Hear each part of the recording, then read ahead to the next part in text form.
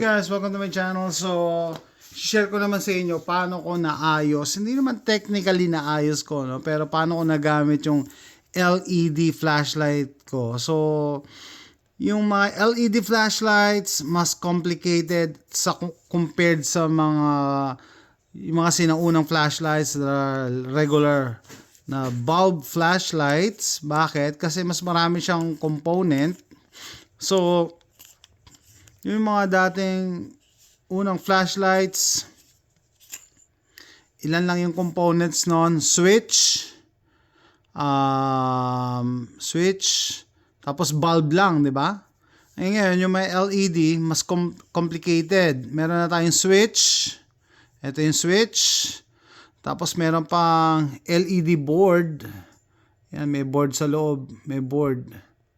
Yan, may board sa loob. Tapos yung LED mismo. Yung LED na bulb itself.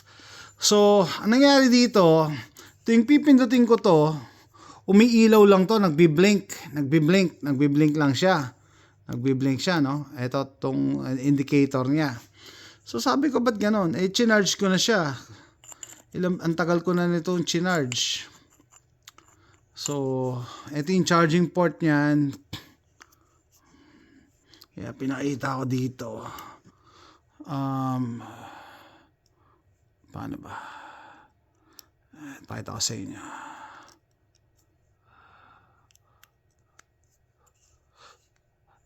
Yan, pag chinarge mo siya, nagbi-blink siya ng ganyan, nagbi-blink.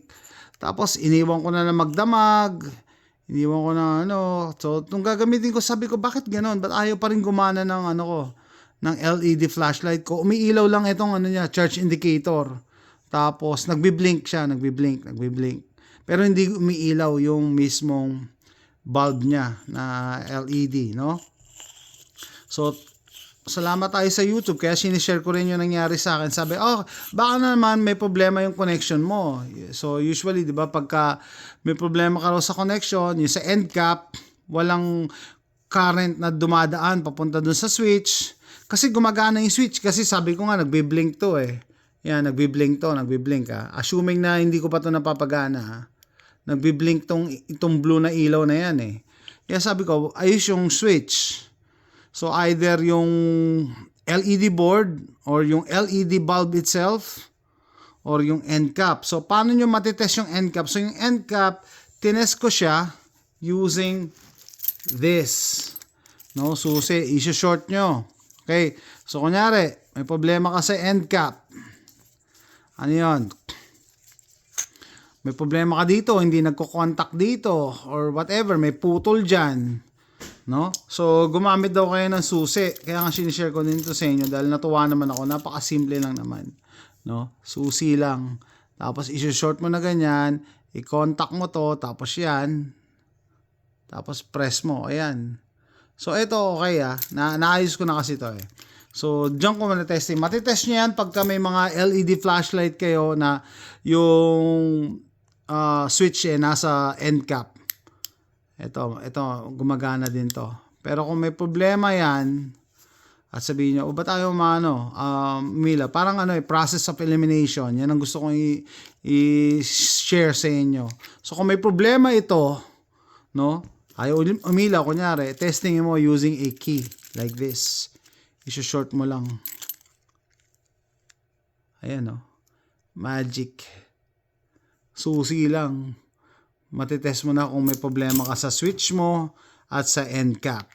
Okay, so anong nangyari sa akin? Balik tayo doon, no? So, yung mga sinaunang flashlights, simple lang eh, di ba? Bombilya, battery, at saka yung switch. Di ba? Paano pag LED nga? Ang problema kasi may board. Kaya pinakita ko sa inyo yung board kanina. So, sabi ko, ba't ganon? Nung tinest ko dito, using the key, pag pinipindot ko dito, nagbi-blink pa rin to. Nagbi-blink pa rin yung charge indicator. So, sabi ko, wala akong problema sa end cap. Process of elimination. Wala akong problema dito sa end cap kasi nagkakaroon ng power dito eh. Okay, so solve na yan. Sabi ko, bakit hindi umiilaw? So, wala rin problema yung switch. Kasi pag sinwitch ko, nagbiblink nga yung ilaw. So, yung motherboard na lang, yung LED board, hindi motherboard, LED board or yung LED bulb. Yun na lang ang problema ko, di ba? So, sabi ko, sinearch ko online, anong ibig sabihin pag nagbiblink tong mga light na to? Ibig sabihin daw, no, low battery. Sabi ko, paano naging low battery? Magdamag ko na nga sinaksak dito. Diba? So, ang ginawa ko, bumili ako ng external charger na ganito. Bumili ako ng external charger, tapos, malalaman mo agad kung may charge yung battery mo o hindi because of the light. So, pagka green ng light, fully charged. No? Pag green ang light, pag red ang light, drain ang battery. So, yan, green yan, no? Tapos ito chinarge ko na to yan ibig sabihin nabawasan kasi tinry natin, di ba? So kailangan i-charge. Sabi ko, paano nangyari yon? So dahil dyan na-solve ko na yung problema ng battery ko, no? Bakit? Ano ibig sabihin? Ang ibig sabihin, ang problema nito yung charging port. Kahit magdamag ko pala tong iwanan na naka saksak yung charging cord, hindi nagcha-charge ng battery. Okay? Kasi pag hindi pa yan gumana, pagka kunyari, eto, kita mo, green, may charge yan, tapos nilagay mo rito, ayaw pa rin gumana. O di ang problema mo na yung board or yung LED bulb, which wala na, tapon na to. Wala na mabibili. Mapapagastos pa ako pagka inayos ko Tatapon na to. Sabi ko, sayang naman, malakas pa. Ito yung pinakamalakas kong flashlight Sabi sa description, 9 million lumens. Pero hindi naman siguro totoong 9 million lumens, no? So, nagulat ako, nung ginamitan ko ng external charger ng battery, nag-appear na parehong red. Ito, may charge na to So, okay na to. Charge ko na to kanina So, ibig sabihin, ang problema ko pala, ito, yung charging port ko dito. Hindi siya nagcha-charge kahit iwan mo ng buong araw dyan. Okay, so okay lang yun. Para sa akin, okay lang yun. Kasi pwede ko naman siya i-charge yung battery ko ng externally. So ito, binili ko. At least hindi ko na itatapon to. Magagamit ko. No? Magagamit ko pa siya.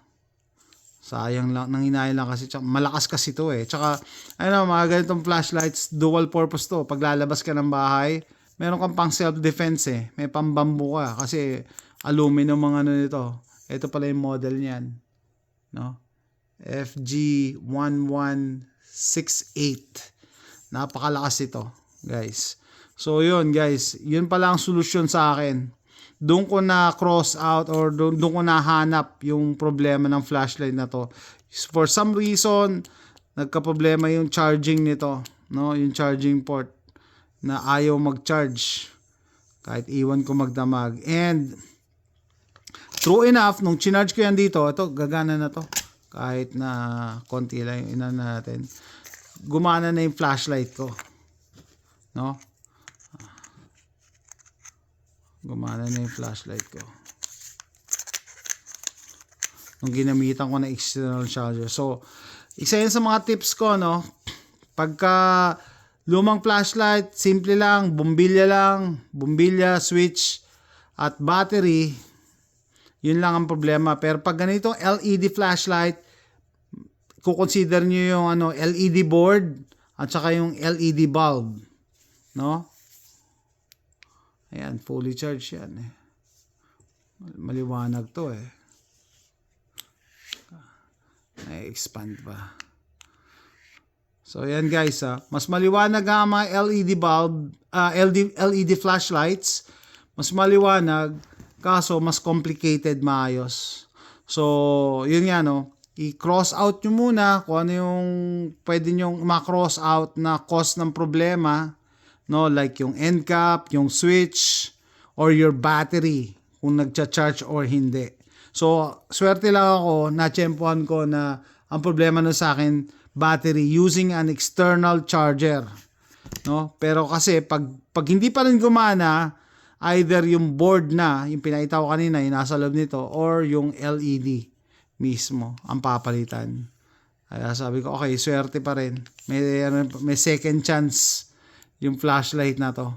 So, ang gagawin ko dito, hindi ko na siya i-charge dito using this port. Ito na gagamitin kong charger niya. So, yun lang guys. Quick tip dahil natulungan ako ng YouTube. Sinishare ko lang din sa YouTube. Lalo na sa mga preppers or flashlight enthusiasts like me. Lahat naman tayo dapat may flashlight no? Lalo na sa gabi. Pagka may titignan ka lang sa labas, palagi ako may dalang flashlight. So, that's it guys. Thanks for watching. Bye!